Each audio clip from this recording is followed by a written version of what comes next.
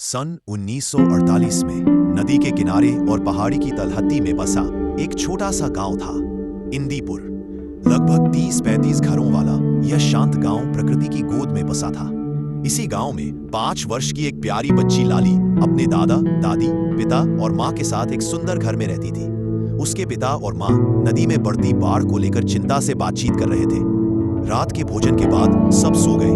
अगली सुबह जब जागे तो देखा कि बाढ़ गांव के भीतर आ चुकी है। सारे गांव वाले घबरा उठे और मिलकर निर्णय किया कि नदी पार करके पहाड़ी पर कुछ दिनों के लिए शरण लेनी होगी। सब नाव के पास पहुंचकर उसमें बैठने लगे।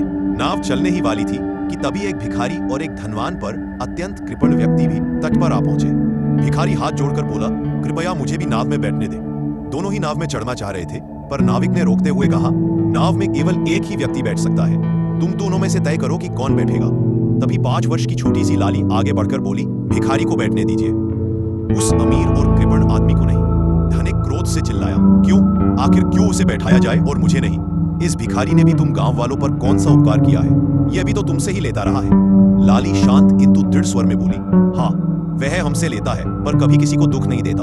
आप तो बिना मांगे ही हमसे बहुत कुछ ले लेते हैं और फिर भी किसी की मदद नहीं करते। इस मुश्किल वक्त में अगर हम उसे नाव में जगह देंगे तो भिक्षा देकर हम लोग पुण्य अर्जित करेंगे। इस समय आपकी कोई विशेष महत्ता नहीं है। इस कठिन घड़ी में इस भिखारी का मूल्य आपसे अधिक है। यदि आप होते तो किसे बैठाते, भिखारी को या कृपण धनवान व्यक्ति को? कमेंट में लिखिए, क्या लाली का निर्णय सही था या नहीं। यदि लाली का निर्णय सही लगा हो तो लाइक कीजिए और सब्सक्राइब कीजिए। धन्यवाद।